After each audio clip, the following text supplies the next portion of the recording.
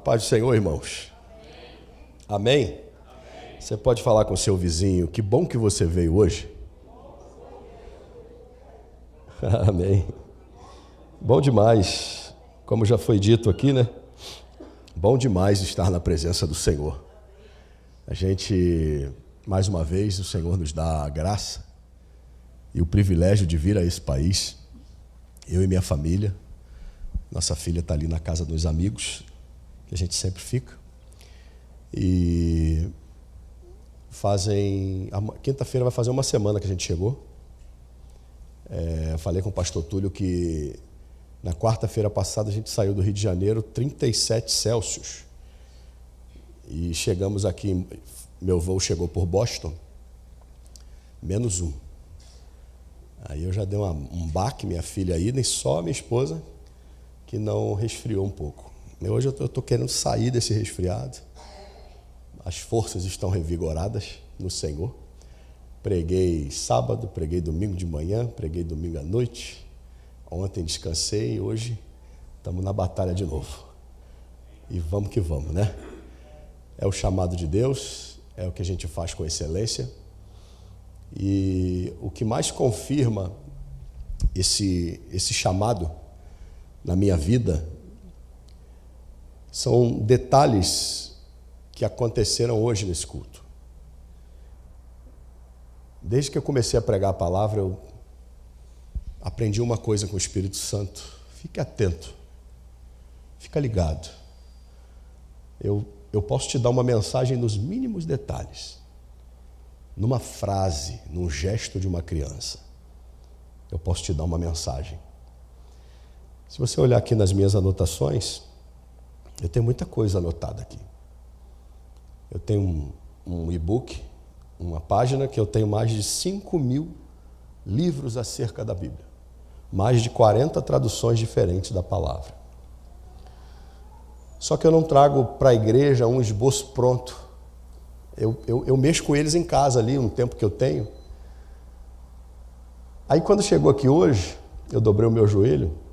Após levantar do joelho, o pastor Túlio conversando com a gente, ele falou assim: eu só vim hoje porque tinha que vir.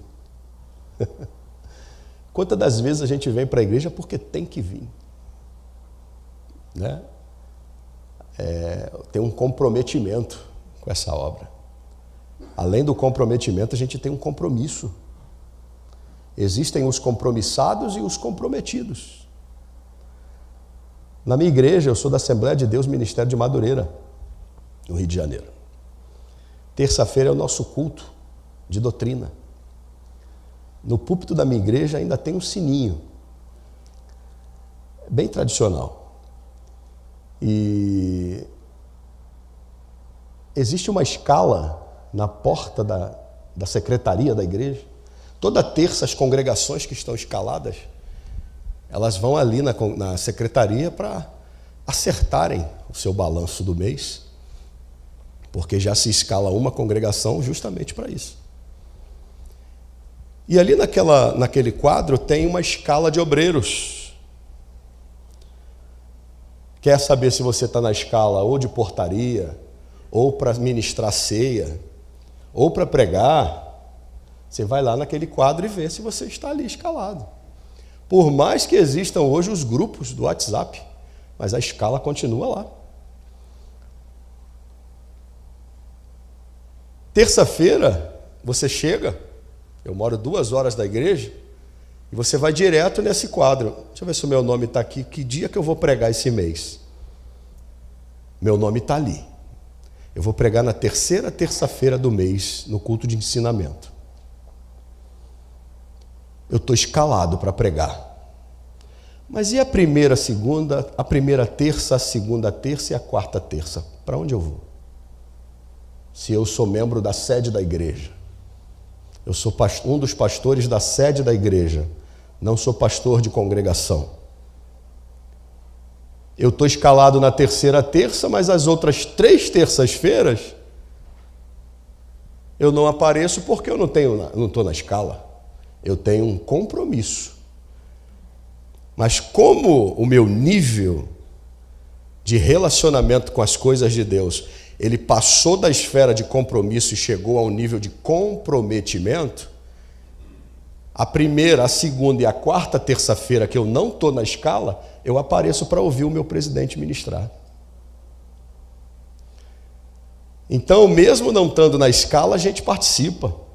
Mesmo não sendo eu que vai ministrar o louvor, eu estou lá porque eu sou corpo. E somos corpos de Cristo. Somos um corpo, um todo, uma engrenagem coesa. Uma engrenagem que cada peça, cada porquinha, cada arruela dessa engrenagem tem a sua suma importância. Quando o pastor falou que com Jesus dá, e depois nós cantamos 3 louvores maravilhosos aqui, eu não tenho dúvida que o Espírito Santo me visitou com a mensagem que a gente vai compartilhar agora. Eu não tenho dúvida de que essa é a mensagem de Deus para essa noite de terça-feira, dia 7 de março de 2023. E você veio aqui tomar posse do teu milagre, sim. Eu vim tomar posse do meu milagre, sim. Em nome de Jesus. Mês de março vai ter milagre na tua casa. Em nome de Jesus. Tinha tudo para não ir e foi. O Senhor me levou para um texto bíblico que eu quero compartilhar com você. Eu vou tentar narrar aqui as 3 histórias de forma bem sucinta. Marcos 5. Marcos capítulo 5. Quero agradecer ao pastor Túlio por mais uma vez nos ceder aqui esse altar, pastor. O Senhor é uma bênção para a nossa vida, o Senhor, sua família. Não é de hoje que a gente convida o Senhor para ir lá na nossa roça. E vamos ver se o Senhor vai dessa vez, né? Vocês são testemunhas. Descansa um pouco com a gente lá. Deixa eu fazer um churrasco para o Senhor, tá? A gente faz um churrasquinho gostoso, não faz, amor? Não é picanha, não, é contra filé, mas é bom, né? Brincadeira, irmãos. Pastor Túlio, Deus abençoe sua vida. O Senhor é uma bênção. Felizes são os obreiros, os membros que estão aqui lhe ajudando debaixo dessa tutela pastoral. Essa é uma igreja séria, uma igreja referência para essa localidade. Então, sempre que você vê um que chegou, vê aquele desigrejado, vê aquele que está meio descompromissado, descomprometido com a coisa, você fala assim: vamos lá, eu tenho um pastor que vai te ajudar, pastor Túlio. Amém? Deus abençoe nosso pastor, sua família, sua casa, e que Deus abençoe cada um de vocês. Vocês viram que eu estou acompanhado da minha moça linda que Deus me deu aí há 14 anos já, e o nosso bebezinho está desfalcando a gente hoje. Eu queria cantar um louvor com ela aqui hoje, a gente está cantando direto junto, eu e ela, só que ela falou: papai, eu vou ficar brincando com a Giovana hoje. Eu falei: tá bom, pode ficar brincando com a Giovana. Deus nos abençoe. Marcos 5.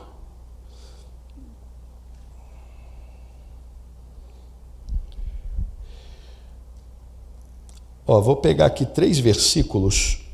O capítulo 5 de Marcos, irmãos, eu tentei achar aqui uma Almeida Corrigida e Fiel, uma tradução para citar a palavra gadareno num dos textos, porque em outra tradução ela está em outro nome.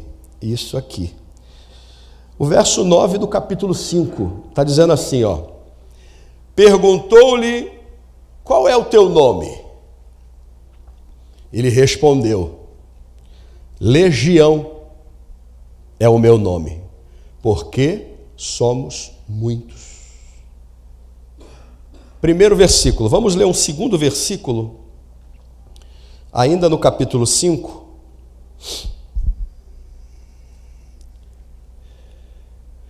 Verso de número 34. E ele lhe disse: filha, a tua fé te salvou.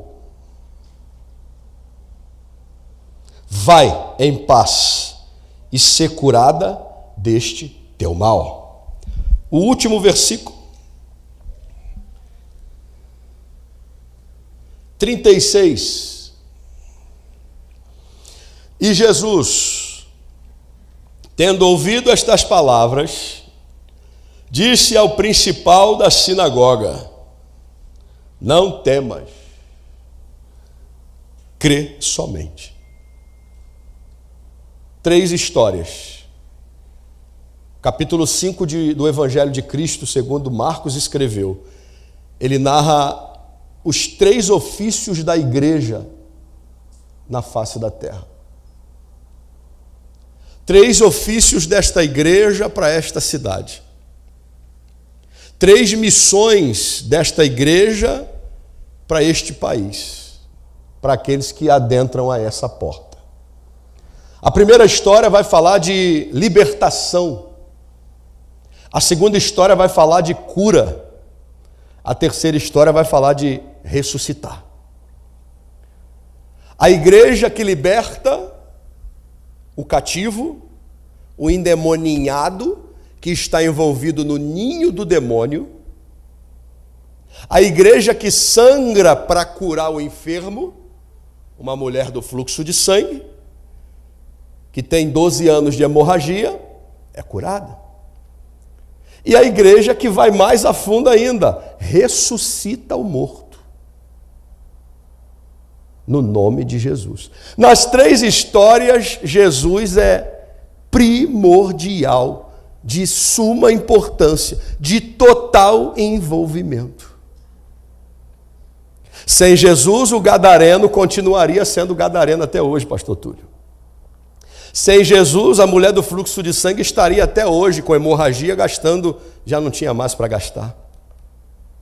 Sem Jesus, a história de Jairo não teria continuidade.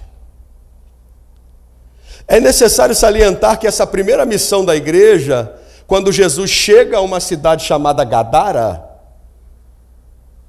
no meio do caminho, no meio do percurso na madrugada, há um levante, um intempérie, uma tempestade, uma luta. Porque existe uma missão a ser feita logo ao amanhecer. Essa luta é uma luta que vai ser vencida pela igreja, no caso por Jesus, porque o que tem que ser feito em Gadara não pode deixar de ser feito. Às vezes a gente não entende o porquê que a gente está enfrentando uma batalha.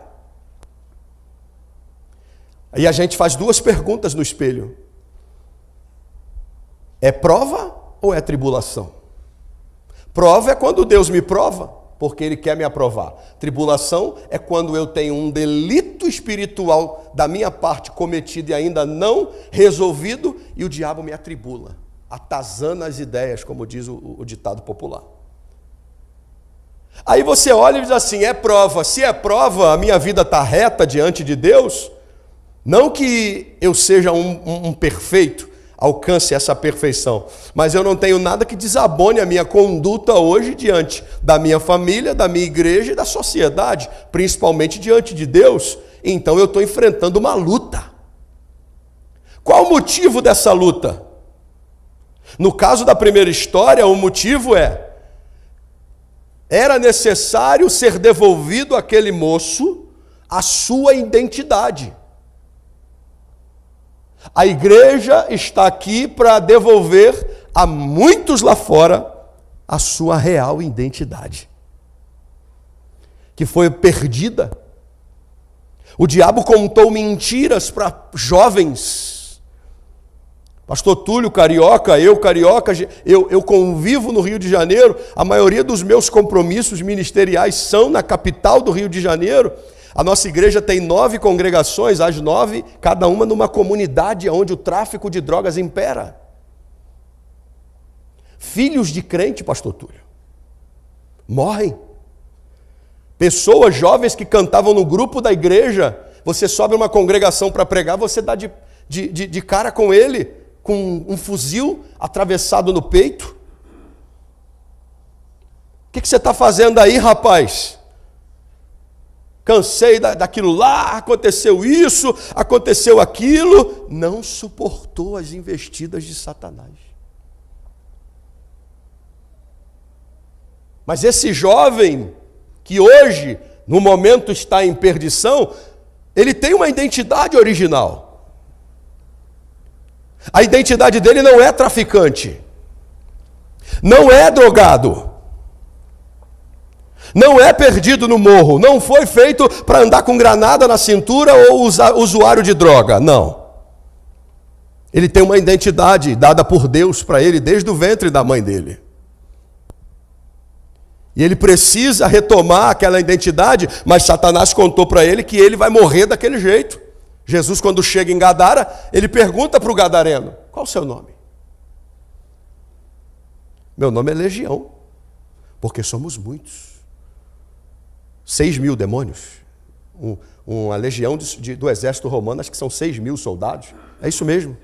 Então, quando se fala de legião, se fala de uma ordem numérica contingente de 6.000 demônios.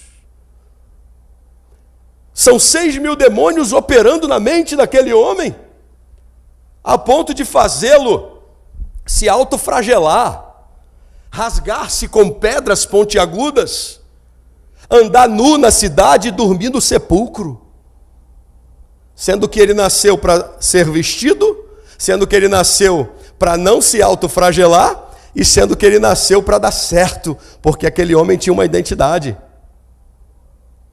Quem nasce em Gadara não é gadareno. Quem nasce em Gadara é gadita por vocação. Sabe de onde vem a origem de Gade? Um dos filhos de Jacó. Jacó, antes de morrer, abençoou todos os seus filhos. Quando chegou em Gade, ele colocou a mão na cabeça dele e disse assim: guerrilheiros te acometerão, mas você os acometerá e os vencerá, Gade. Mas aquele homem está sendo envenenado pelo diabo, pelo espírito da nudez, pelo espírito do autoflagelo, pelo espírito do cemitério, da morte, no lugar que ele deveria, que ele está vivo, ele não tem que estar dormindo no cemitério. Então o diabo equacionou aquele homem ao ponto de mirrá-lo, dizer para ele: você vai morrer aqui. No meio do caminho, Jesus enfrenta uma tempestade, porque o inimigo sabe que a obra que vai ser feita do outro lado é uma obra que vai reposicionar a vida de um homem, vai mudar a história da cidade de Gadara e nunca mais a vida dele vai ser a mesma. E essa é a luta que a igreja enfrenta quando sai pelas ruas da cidade pregando a palavra. Quantos endemoninhados, a palavra endemoninhada, ela vem do ninho do demônio, pessoas que estão ninhadas por Satanás, envolvidas na prostituição, na lascívia, nas drogas, no álcool, na jogatina, andando nu pelas cidades, perdido. E a igreja, que o nome é eclesia, chamados de dentro para fora, não pode cruzar os braços e fazer somente as festas para si. A igreja tem que sair pela porta fora, pegar o caído, dar oportunidade para ele, pregar a palavra para ele, orar por ele e dizer: a gente quer reposicionar você à sociedade. A gente quer te ressocializar você. A gente quer te reintroduzir ao convívio normal. Eu profetizo que aqueles que nasceram das suas entranhas, filhos, filhos de filhos, netos, sobrinhos, primos, tios, pais, todos os que estão ligados direta ou indiretamente à sua raiz genealógica, que hoje se encontram perdido, drogado, largado na mão de Satanás, eu profetizo que o Senhor vai reposicioná-los e vai mudar a história da vida deles. Se você acredita, diga amém. Meu nome é Legião. Não, você não é Legião. Você é um gadita por vocação. A Bíblia diz que os homens que se juntavam a Davi no deserto eram gaditas, que corriam como as corças nos montes, que venciam um quinhão e não eram dominados pelo exército dos inimigos. Homens valentes, eles tinham rosto de leão, A palavra Gade significa tropa de guerra. Só que ali em Gadara tem um homem que está cheio de demônios, nu, dorme no sepulcro e se automutila. Eles prendem ele e ele quebra todas as cadeias. Mas quando Jesus pisa em Gadara, ele se curva diante do Senhor e levanta as mãos para os céus e diz: eu te conheço, Jesus. Pastor Túlio disse: sem Jesus ninguém consegue. Quando Jesus pisa em Gadara, ele se curva e Jesus pergunta: qual o seu nome? Ele diz: Legião. Jesus diz: não é Legião não, eu te liberto hoje, eu te devolvo o teu destino profético. Você é gadita. Então a igreja é que liberta. Aí Jesus vai caminhando mais um pouco. Aí tem um homem que a Bíblia chama ele de principal da sinagoga. Eu amo essa história. Amo. Aquele homem tinha tudo para não ir para o culto aquele dia. Ele tinha moral suficiente. Ele tinha imponência suficiente para mandar alguém substituí-lo. Ou então para cancelar o culto sinagoguês. Porque ele tinha uma filha dentro de casa que estava enferma, moribunda. Como judeu, Jairo, ele não pode sequer pensar que a sua genealogia seja cortada de forma abreviada. Ele precisa ter continuidade. E ele olha para sua esposa e diz assim: como ela está? Está com muita febre, está muito mal. Mas ele tem um compromisso, a escala. Ele está escalado para ir para o culto da sinagoga, ensinar a lei. Ele é o principal da sinagoga. Ele é bem remunerado, ele tem dinheiro, ele tem posição, só que a filha dele está doente, ele precisa de um milagre. Ele olha para um lado, olha para o outro, o pastor Túlio diz assim: vou lançar no grupo, e vou dizer que hoje não vai ter culto não, meio de semana a gente faz 2. Ele tinha moral para isso. Ele era o líder. Só que aquele dia, ele bateu o pé e disse: eu vou. E ele não estava indo adorar a Deus não, a Jesus não. Ele só conhecia um Jesus como se diz, um Jesus na teoria. Ele só ouvia falar através de Isaías, do Antigo Testamento, que o menino, que ele ainda está esperando Jesus vir. Mas ele tinha um compromisso. Quantas das vezes a gente vem pelo compromisso, irmão? A gente vem arrastado, como diz um amigo meu, só o pó da rabiola. Difícil você dar um passo e você entra no carro e engata a 3ª, 4ª, 5ª no carro manual e vai que vai. Aquele homem foi. E eu e você viemos aqui hoje também. Aleluia. Eu e você estamos aqui hoje também. Deus fala com quem está presente. Aquele homem estava ali ensinando, mas a cabeça dele, pastor Túlio, estava lá na filha. Quantas das vezes a gente vem, irmãos? E a nossa cabeça está lá no problema. Na enfermidade, na dívida, na conta, na porta que fechou, no carro que precisa ser consertado e não tem dinheiro. É tanta coisa. Quantas das vezes a gente está num culto de domingo, num culto de terça, num culto de vigília, e a gente está aqui só graça, pensando lá.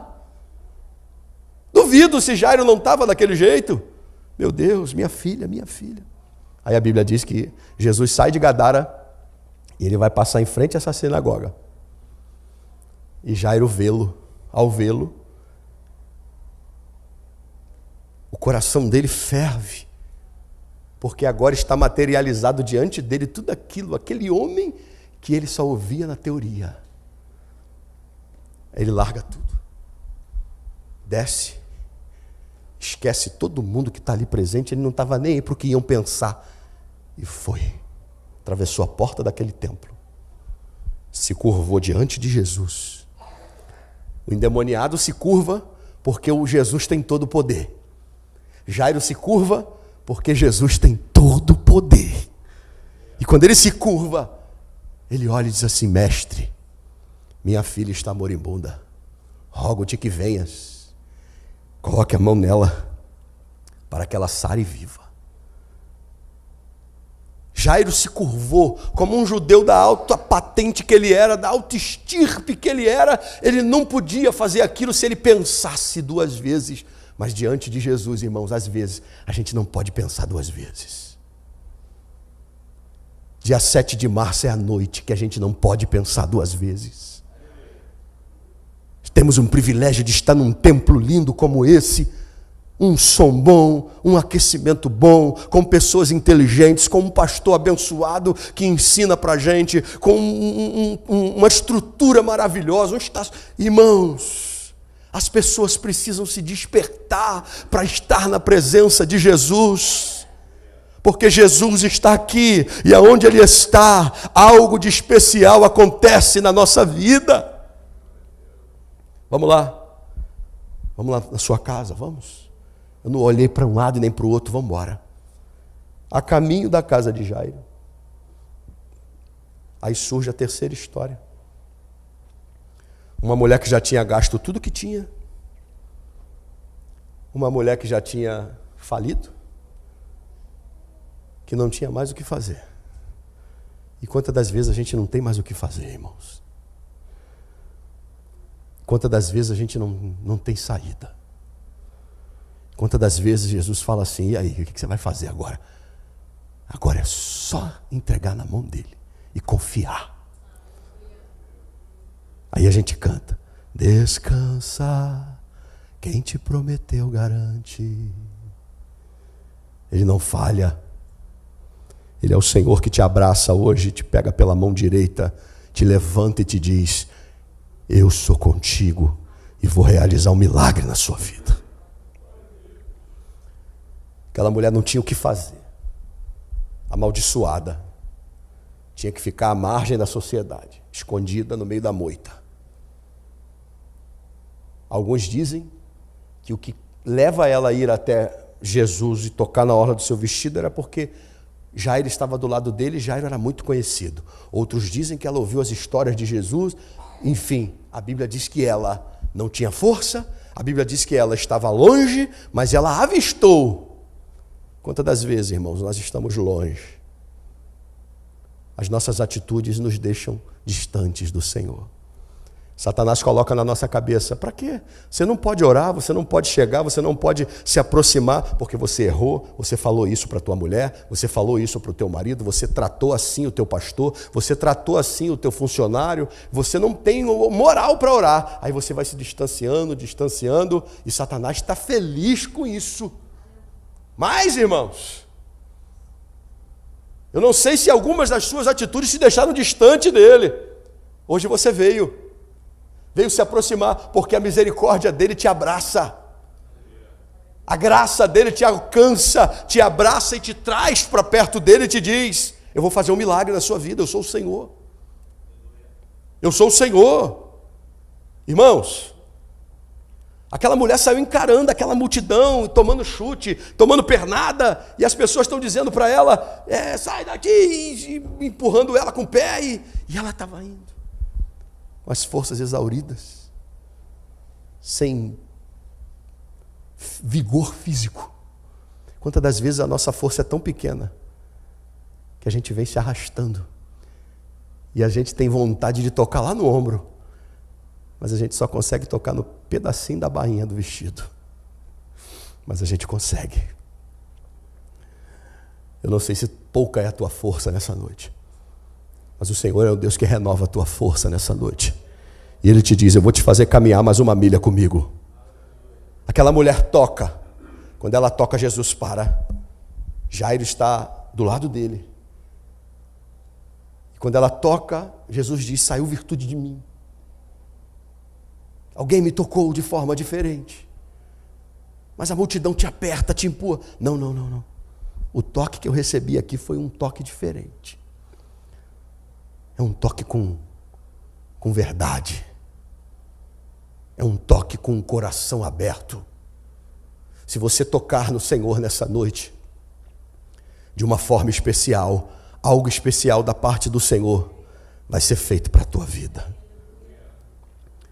Jesus falou, alguém me tocou de forma diferente. Aquela mulher deu testemunho. Você sabia, você já leu isso nesse texto? Aquela mulher deu um testemunho. O que serve o testemunho? O pastor contou um testemunho aqui hoje. A irmã mentalizou. Eu tive participando de um culto que a irmã colocou na mesa de oração o cachimbo do marido, enrolado no lenço. Quando a gente foi orar pela mesa, ela pegou aquilo e escondeu. Ô, minha irmã, por que a senhora escondeu? O que é isso? Pastor, isso aqui não é digno de ficar na mesa não, isso aqui fede. O que é isso, minha irmã? Isso é o cachimbo do meu marido. Ele fuma isso aqui há mais de 50 anos. E hoje me deu vontade de trazer isso para a igreja, porque eu creio que se a gente orar, Deus liberta ele desse vício. Parece brincadeira, mas é verdade. Eu peguei aquele cachimbo, pastor, e falei, Senhor, enrolado num lencinho, a fé não é minha não, a fé é dela. Eu vou unir essa minha fé à fé dela. Passou meia hora, irmão. Na porta da igreja parou um bêbado e deu um grito lá da portaria. Eu quero falar no microfone. E os diáconos já olharam. A gente estava ali tocando culto. Eu era um dos dirigentes. Eu quero falar aí no microfone. E aquele homem veio andando no meio da igreja, da ponta para dentro. Aquela irmã que estava lá no cantinho. Deu um grito, pastor Túlio. Ei, pastor! O negócio do cachimbo deu certo! É meu marido! Ninguém entendeu nada, irmão. Porque era um negócio entre eu e ela. Aquela irmã veio, e ele veio e falou, eu quero falar no microfone, eu quero falar no microfone. Aí eu agarrei ele assim, aí dei uma guilhotina mais ou menos, e segurei o microfone na boca dele. Falei, se ele falar alguma coisa, eu dou uma travada aqui, né? Aí ele falou assim, eu não estou bêbado não. Falei, não, tá não. Eu não estou bêbado não. E aquela irmã chorando, pastor, chorando. E a igreja de pé. Eu quero falar. Falei, pode falar. O senhor está com oportunidade para falar. Há uns 40, 50 minutos eu estava lá na mesa do bar jogando. Tomando minha cachaça. Estava lá. Botei a mão no bolso. Perdi meu cachimbo. Sumiu, ninguém sabe onde está. Mas o pior de tudo não é isso. De repente eu senti uma queimação no meu pé, que eu olhei para o chão, parecia que estava uma fogueira. E os meus amigos falaram, rapaz, você bebeu muito mesmo, que tem fogueira nenhuma aqui. Tem fogueira aqui. Toma fogueira aqui. Parou um homem todo de branco, ele está lá na porta. Irmãos, esse cara estava contando isso. Ele está lá na porta. Ele parou todo de branco aqui na minha frente e falou assim, sai daí agora e vai lá para a igreja da tua mulher. Porque se tu não for, eu vou te matar. E ele veio me olhando de lá que eu vim, ele não sai, ele está lá na porta. Irmãos, a igreja toda olhando. Isso aconteceu lá em Austin, no Rio de Janeiro. Um lugar, irmãos, humilde, simples. Até hoje. E ele falou que eu não posso sair daqui sem contar esse testemunho. E tem mais, pastor. Eu quero entregar minha vida para Jesus hoje. Irmãos, passou uns 8, 9 anos depois. Lá é do nosso ministério de Madureira, a igreja. Então, volta e meia, estão convidando a gente para pregar em congresso de jovem, de irmãos e tal. Cheguei lá para pregar, tem um diácono na porta que está me recebendo. E ele estende a mão. Ei, pastor, eu falei, ei, diácono, cadê o cachimbo? E ele falou assim, só serve para contar história. Enquanto estamos aqui, irmãos, Deus está mandando um anjo a nosso favor. Aquela mulher vai dar um testemunho. O que é o testemunho? Edifica a fé. Testemunho é para edificar a fé. Só que a fé de Jairo não é edificada. Por quê? O testemunho dela, quando ele vai dar um glória, eu me prostrei, estou levando Jesus de lá da sinagoga até na minha casa, para curar minha filha, orar minha filha, ver minha filha. E essa mulher atravessou meu caminho, deu um toque nele, foi curada de uma hemorragia de 12 anos. E detalhe, existe uma alusão entre os 12 anos de hemorragia dela e a idade da filha de Jairo, que é muito tremenda, irmãos. É pano para manga. É história, é Bíblia. É tremendo demais. Então, eu estou na benção. Se ela só tocou e foi curada, eu estou levando ele para minha casa, estou na benção. Aí, pastor Túlio, ele já estufou o peito, estou na benção. De repente vem alguém. E veio um dos principais da sinagoga e falou no ouvido de Jairo: por que você está incomodando Jesus? Sua filha morreu. Mas eu acabei de ver uma mulher ser curada de uma hemorragia. Aí a fé. Aí a Bíblia diz assim, o versículo que a gente leu, 36. E Jesus, tendo ouvido essas palavras, disse ao principal da sinagoga: não temas, crê somente. Crê no que aquilo que você veio buscar, você vai levar para sua casa. Fica de pé, por favor.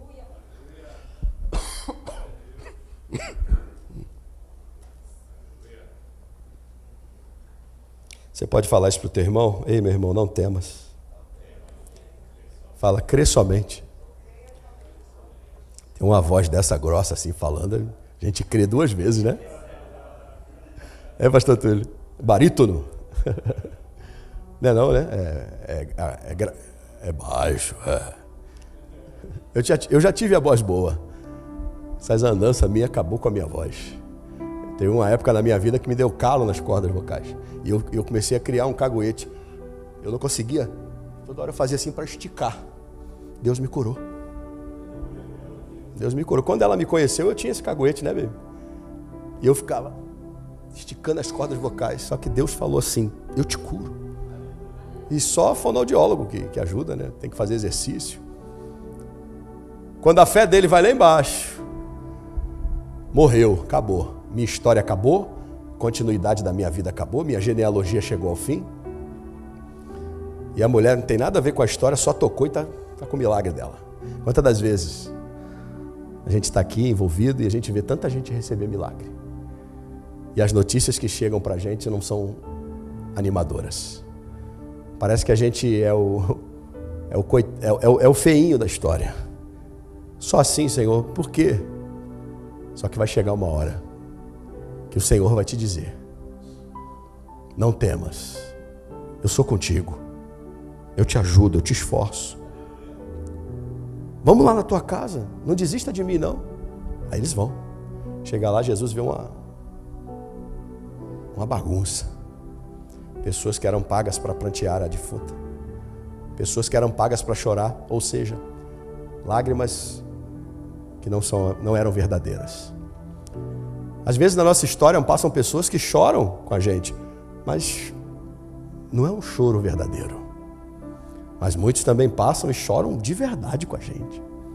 Chora de madrugada, chora quando a gente sorri quando a gente sorri, chora quando a gente chora. Jesus, quando chega na casa de Jairo, ele fala assim: todos vocês, por gentileza, se retirem. Todo mundo está indo embora. Jesus chama 3 discípulos: Pedro, Tiago e João. Pedro, Tiago e João, a gente sabe quais são as histórias que eles tinham. O nível de relacionamento que eles chegaram com Deus. Pedro e Tiago ficaram na metade do monte, João foi até o final, pra você ter uma ideia. De 12. Então os mais íntimos, os mais chegados, os mais comprometidos. Vem comigo. Vem Jairo também. Pedro, Tiago, João, Jesus, Jairo. Ah, todo mundo está saindo, a mãe da menina está saindo, Jesus, não, a senhora fica. Mãe não chora com lágrima falsa, a mãe chora com lágrima verdadeira. Então a senhora fica dentro de casa. Pedro, Tiago, João, Jesus, Jairo, a menina, a mãe da menina e a menina. 7. Entra em casa, fecha a porta, fecha a janela. Porque para o milagre acontecer dentro de casa é preciso deixar lá fora, sem saber do que se passa lá dentro. Muitos não recebem bênçãos nas suas famílias porque espalham para todo mundo que se passa dentro de casa. Colocam a vida do casal no Facebook. Colocam os momentos de intimidade dentro da casa na internet. Levam pessoas para dentro das suas casas que não deveriam ir ou não era a hora de ir. Colocam pessoas dentro do seu quarto. Se envolvem num nível de intimidade com pessoas que não têm a mesma maturidade espiritual que elas. Jesus está falando nessa noite. Fecha a porta da tua casa, que eu quero fazer um milagre lá dentro hoje. Tudo fechado. Jesus vai lá na menina. Esse detalhe, 7 ficam dentro. É o número da perfeição. A história que começa com libertação, depois ela continua com cura. E agora, para acontecer o principal, não que os outros não sejam, mas ressuscitar um defunto, tem um nível elevado, né? Se a gente pode chamar assim, vamos chamar, é um milagrão, né? É um milagrão. Fecha tudo. Jesus vai lá na menina, coloca a mão e diz assim: Talita cumi. Menina, te digo, levanta-te. Jesus pega ela e devolve a mãe e o pai, diz assim: a sua história não vai acabar aqui, porque eu cheguei. Jesus chegou para dar continuidade à tua história. O pastor fez 2 perguntas, 3. Quem precisa de uma bênção? Quem precisa de um milagre? E quem precisa que esse milagre seja hoje? Sai do teu lugar, vem aqui na frente. Posso, pastor, orar? Sim, vem cá. Hoje, eu não posso voltar para casa sem o que eu vim buscar. O Senhor tem renovado as minhas forças enquanto eu estou nesse púlpito. O Senhor tem renovado e restaurado as minhas energias enquanto eu estou aqui em cima. Eu tenho certeza de que os cadeados, as correntes, os grilhões serão quebrados contra a tua vida, contra a tua casa, contra o teu casamento. A libertação aqui, quebra de cadeados, quebra de barreiras, quebra de cadeias, libertação de filhos, libertação de sobrinhos, de netos, de primos, de pais, libertação do vício da bebida, do vício da prostituição, do vício da cocaína, do vício de qualquer que seja o tipo de droga ilícita. Que o Senhor quebre as cadeias contra aqueles que estão ligados a você nessa noite. Que o Senhor venha devolver destinos proféticos para pais, para mães, para filhos, para parentes distantes ou próximos, até para amigos, porque tem amigos mais chegados que irmãos.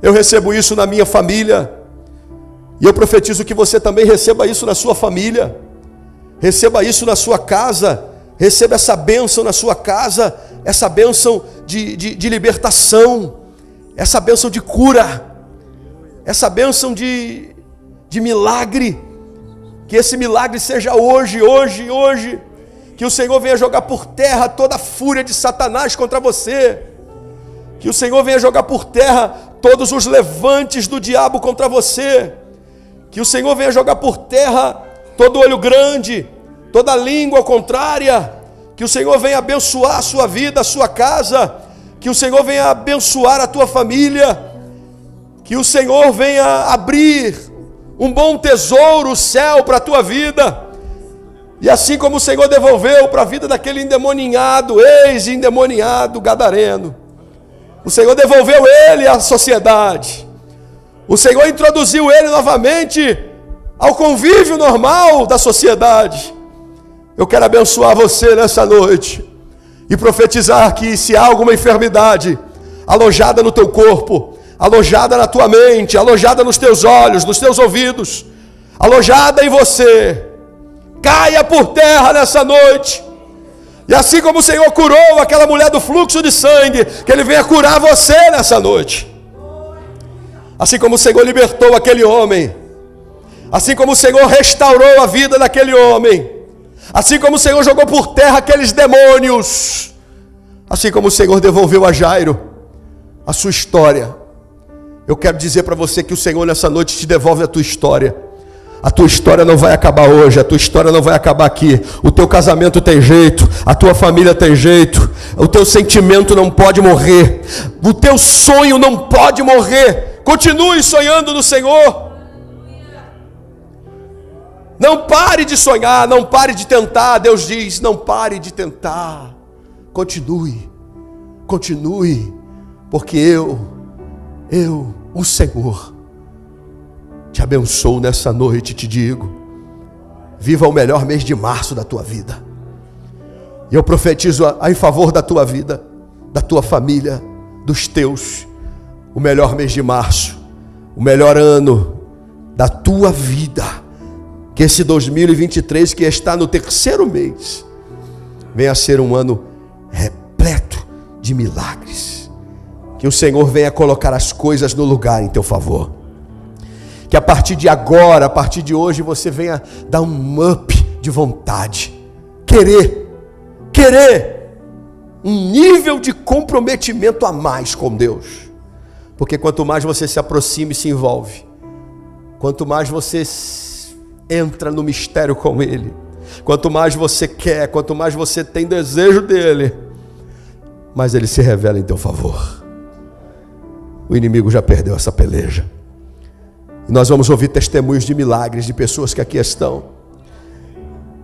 Aquele culto que parecia ser um culto normal de terça-feira, foi um culto atípico, foi um culto sobrenatural, foi um culto do milagre, foi um culto em que Deus fez e realizou um grande milagre na minha vida, em nome de Jesus. Quantos podem dizer amém?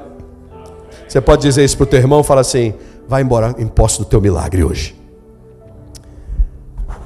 Que Deus nos abençoe nessa noite, em nome de Jesus. Pastorzão, obrigado. Obrigado, meu amigo. Bênção. Aleluia. Glória a Deus. Vai com fé, vai com a certeza do milagre hoje. Aleluia. Glória a Deus. Senhor Jesus, muito obrigado. Muito obrigado pela tua presença, muito obrigado pela tua palavra, muito obrigado porque tu és o mesmo, tu estás vivo, tu estás aqui, tu és o mesmo, Senhor, o mesmo milagre que aconteceu no passado, tu podes fazer hoje. Muito obrigado, Senhor Jesus. Já te agradecemos pelo milagre que já fizestes aqui hoje. Pela fé eu sei que já aconteceu milagres e já estou te agradecendo. Muito obrigado, Senhor. E eu te peço, meu Pai, que tu possas nos abençoar, nos acompanhar, nos guardar de todo mal, nos dar uma continuação de semana repleta das tuas bênçãos e que possamos estar ligadinhos em ti, Pai Santo. Em nome de Jesus. Amém. Que a graça de nosso Senhor Jesus Cristo, o amor de Deus nosso Pai e a comunhão do Espírito Santo seja com cada um de nós, hoje para todos sempre. Todos digam amém. Que Deus te abençoe muito em nome de Jesus.